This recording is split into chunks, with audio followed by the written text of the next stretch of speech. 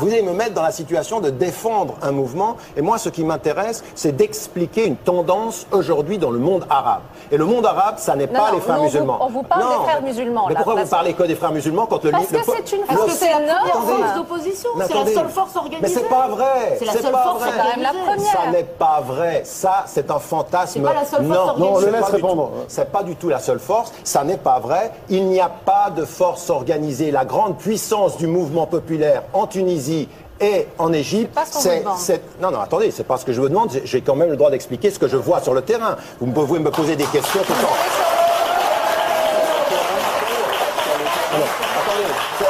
Attendez, sur le terrain en Égypte, on le laisse répondre. Pas vous sur le terrain en Égypte. On le laisse répondre. Attendez, sur le terrain de l'analyse en Égypte. Ah, de l'analyse, soit. Ben, attendez, on fait quoi là? Vous êtes plus sur le terrain de l'analyse que moi? Moi, j'y suis allé il y a moins longtemps que vous. Moi, j'y étais l'année dernière 2 fois. Mais c'est pas parce qu'on va. Je vous écoute quand même. C'est pas parce qu'on va une semaine. C'est pas parce qu'on va une semaine en Égypte qu'on a compris les tendances historiques. Fabrice, on le laisse. Tariq Ramadan, vous êtes toujours avec nous. C'est Paul Quilès qui a un petit mot à vous dire à présent, ancien ministre de la Défense. Oui, je vous ai entendu dire que vous souhaitiez parler à des gens honnêtes et honnêtement. Je vous ai écouté et j'ai un sentiment curieux.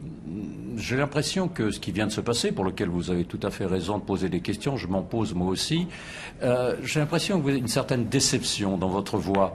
Je vous ai bien regardé, je vous ai bien écouté, et dans le même temps où vous dites, et là je suis un petit peu choqué, il aurait fallu faire un procès, le prendre, lui faire un procès, l'écouter, écouter ce qu'il a à dire. Alors moi j'ai une question à vous poser. Est-ce que vous l'avez entendu? Est-ce que vous l'avez entendu après l'attentat du 11 septembre, l'explication qu'il a donnée? Je l'ai entendu tout à l'heure, je ne l'avais pas encore auditionné ou alors je l'avais oublié. Ses propos sont totalement insupportables. Il expliquait comment ce crime de masse avait été organisé et en quoi il cautionnait intégralement. Donc j'aimerais savoir ce que vous pensez de ces propos. Je sais à peu près ce que vous allez répondre. Vous allez répondre à côté peut-être, mais en tout cas essayez s'il vous plaît de répondre directement à ma question. J'aurai du mal. Tariq Ramadan. Monsieur, comment se fait-il que vous me posiez des questions et que vous soupçonnez avant que j'y réponde, que je vais y répondre à côté, si ce n'est que vous ayez déjà décidé de ma mauvaise intention? Donc je vais y répondre directement, monsieur. Il n'y a aucune ombre de déception, monsieur, dans la réponse que j'ai eue. Ne confondez pas vos impressions avec la substance de mes réponses. Et la substance de mes réponses, elle est extrêmement claire, monsieur. La semaine qui a suivi le 11 septembre, j'étais à New York et j'ai condamné, monsieur. J'ai condamné de la façon la plus clair, et les propos qui ont été rapportés par audio interposé, par ce qui a été dit par Ben Laden et son porte-parole Ayman el-Zawahri, ont été condamnés de la façon la plus ferme, monsieur. Et là-dessus, vous ne verrez pas l'once d'une déviation. Ma réponse, elle est directe, elle est claire, et il n'y a aucune déception là-dessus. Mais monsieur, j'aimerais vous dire une chose. Quand quelqu'un est responsable de la mort de civils et qu'on peut essayer de faire en sorte de l'arrêter et de le questionner devant l'histoire, eh ben je veux l'entendre, parce que je ne me réjouis pas, monsieur, de l'assassinat d'un homme, fût-il le pire des hommes. Je préfère que la justice soit faite et qu'il rende compte devant les hommes de ce qu'il a à dire. Et si ceci vous choque, monsieur, j'aimerais dire de la même façon que j'aimerais entendre, et devant un procès et devant un tribunal, monsieur Bush répondre aussi des actes des civils irakiens. Et ne me dites pas que je mets sur le même plan les actes terroristes et les actes de tuer les civils qui ont été faits par Ben Laden, que j'ai condamné, mais je dis très clairement que je ne suis pas de ceux qui se réjouissent quand on tue un homme, que je suis de ceux qui ont envie d'entendre et de questionner et de rendre justice devant les hommes. Si ma réponse n'est pas claire, posez-moi une seconde question, je serai encore plus clair si vous le voulez. Merci beaucoup Tariq Ramadan, on voulait votre point de vue, il est on ne peut plus clair, on l'a eu ce soir, merci d'avoir été en direct avec nous. Paul Quilès, vous avez votre réponse. Comme en Europe. Oui, donc il faut militer pour des lieux où c'est sain, où on pourra aller à la piscine en respectant nos principes éthiques. Mais exactement, laissez-moi terminer mon interprétation, parce que c'est effectivement ce que je dis.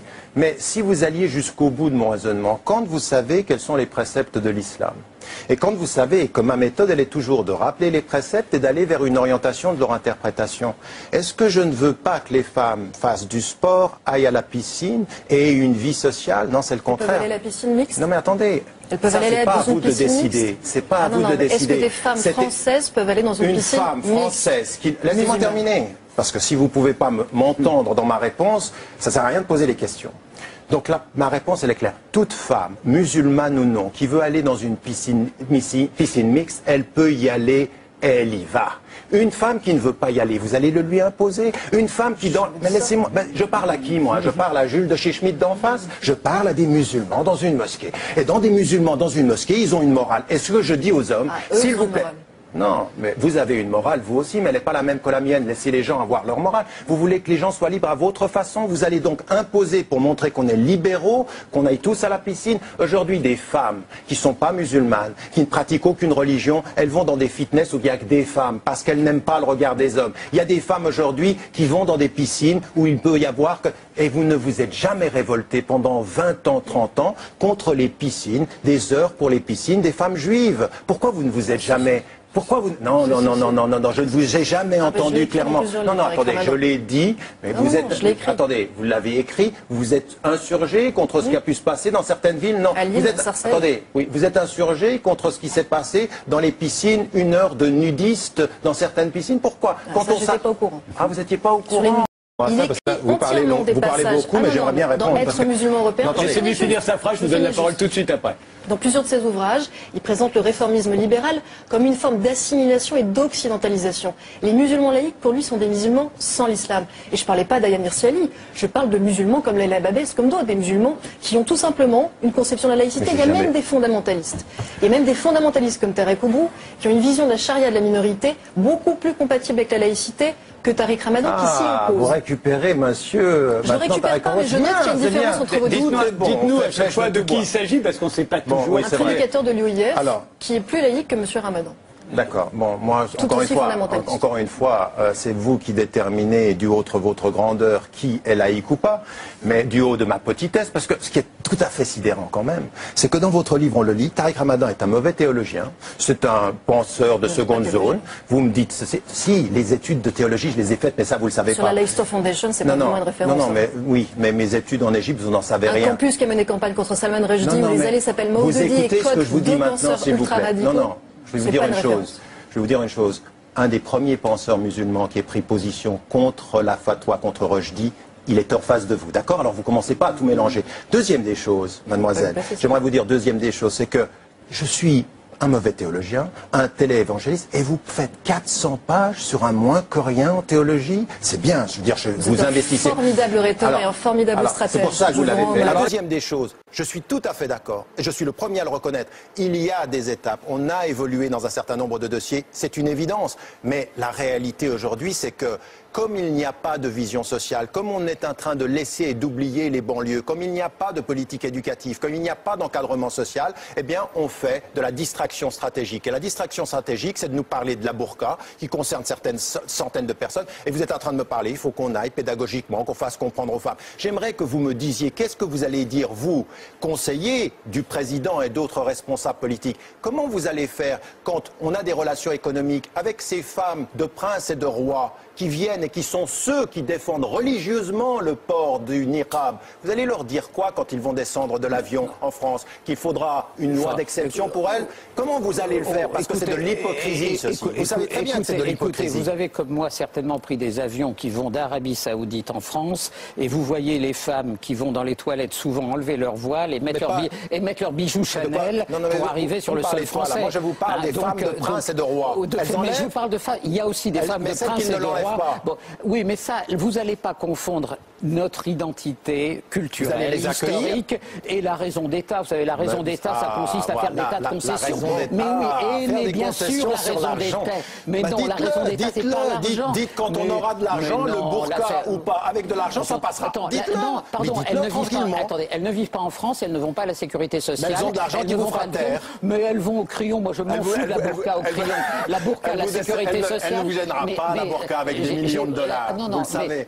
Monsieur Minck, je vous connais, des millions de dollars, burqa ou pas, ça passe. Pour lui dire en des termes simples qu'il sache qu'il y a des députés et membres de cette mission qui ne souhaitaient pas vous auditionner. Et je voudrais vous dire en quelques mots simples et aussi courtois que possible pourquoi. Tout simplement parce que la somme de vos doubles discours, qu'elle faisait allusion gentiment Éric Raoult à l'instant, de contre-vérité, de falsification et de manipulation, est telle que votre crédibilité en France et en Europe, je pense, est très sérieusement en perte de vitesse. et qu'il y a de moins en moins de gens pour vous accorder quelques crédits intellectuels, que ce soit votre seul talent, s'il y en a un, est effectivement d'enrober d'un discours enjôleur des points qui sont positions plus fondamentalistes et plus inacceptables. Tout à l'heure, de vous entendre parler de laïcité en des termes bien loin de la tradition républicaine, et surtout dans votre discours, l'absence totale de référence à l'égalité entre les hommes et les femmes et les droits de la femme m'ont confirmé dans cette conviction. Et je crois que je le dis ici devant la mission, je l'ai dit au président, que vous recevoir aujourd'hui, c'est vous donner une respectabilité et une tribune que vous ne méritiez pas de mon point de vue. Alors je me suis demandé pourquoi certains d'entre nous, dont je ne sais d'ailleurs pas s'ils sont majoritaires dans cette mission, ont fait le choix de vous auditionner. Peut-être pour vous permettre, au nom de la liberté d'expression et de la tradition pluraliste de l'Assemblée nationale, que je ne conteste pas de dire ce que vous pensez, et aussi à moi de dire ce que je pense, et je voudrais à ce moment-là dire à ceux qui nous ont donné cette tribune inespérée que je les en remercie très chaleureusement. Enfin, je pense qu'on aurait pu s'en priver. J'ai aussi bien entendu compris qu'un tel exercice avait des vertus médiatiques, comment dire, incontournables et exceptionnelles. Il n'y a qu'à voir l'assistance de journalistes aujourd'hui qui est telle que c'est presque une insulte aux quelques journalistes qui suivent avec méticulosité nos travaux semaine après semaine. Aujourd'hui, on voit bien que nous sommes non pas dans le travail méticuleux et studieux d'une mission parlementaire, mais dans le showbiz. Et je le dis franchement, je le regrette. Je le regrette. Mais je crois aussi avoir compris in fine la raison de votre présence ici. Vous êtes un prédicateur suisse. Et je me suis demandé pourquoi un Parlement français devait recevoir et écouter un prédicateur suisse. Et c'est sans doute qu'on a compris ces dernières semaines que la lumière venait de Suisse. De la situation judiciaire d'un cinéaste, Hagstatt, qui a provoqué des réactions irrationnelles en France, en passant par la votation citoyenne sur les minarets. L'exemple suisse et ses conséquences ici nous montre, en tout cas j'en suis convaincu, que la démocratie française est bien malade. Je suis un peu, enfin pas vraiment, surpris de votre intervention, mais vous déterminez, monsieur, le fait que je viens de Suisse, que la lumière vient de Suisse. J'ai été invité avant le vote de dimanche, donc la lumière s'est faite après, si c'est cette lumière que vous perceviez. Et de dire la falsification de mes citations, j'aimerais bien savoir, monsieur, au bout du compte, combien de mes ouvrages vous avez lus et combien de mes interventions vous avez suivies. Monsieur, celui qui est en face de vous aujourd'hui n'est pas un prédicateur islamiste suisse, c'est un professeur d'université à Oxford, dont les livres sont étudiés dans 80 universités américaines, monsieur, 80 universités américaines, mais monsieur, qui depuis les 8 dernières années a été interdit de parole dans toutes les universités françaises. Posez-vous la question de savoir où est la liberté d'expression, cher monsieur, plutôt que de me dire que j'ai un double discours, qui depuis les 8 dernières années a été interdit de parole dans toutes les universités françaises. Posez-vous la question de savoir où est la liberté d'expression, cher monsieur, plutôt que de me dire que j'ai un double discours. Il faudrait savoir si la France est en train de perdre ses valeurs d'ouverture dans le débat critique. Et votre façon de réagir à mon intervention n'est pas du tout une façon de réagir à un débat critique, c'est un jugement sur la personne et non pas un débat et une confrontation sur les idées. Donc je réponds, cher monsieur, à votre intervention que j'espère, non, que la lumière, cette dernière lumière ne viendra pas de Suisse, qu'il y aura vraiment un véritable réveil. Vous savez ce que j'espère pour la France, monsieur, parce qu'on m'a posé la question de savoir un jour si j'aimais la France. J'aime la France de sa tradition et de ses valeurs quand elle est en cohérence avec elle-même, mais non pas pour un discours qui trahit ses valeurs au nom de simplifications comme celle que je viens d'entendre. Votre jugement sur la personne m'impose de ne même pas vous répondre. Juste une question. Est-ce qu'il est bien écrit dans la charte fondatrice des frères musulmans que le Coran est notre constitution, le djihad notre voie et le martyr notre espérance? C'est le slogan voilà, qui a été constitué. Non mais attendez, c'était pour être bien sûr. Monsieur, une seconde.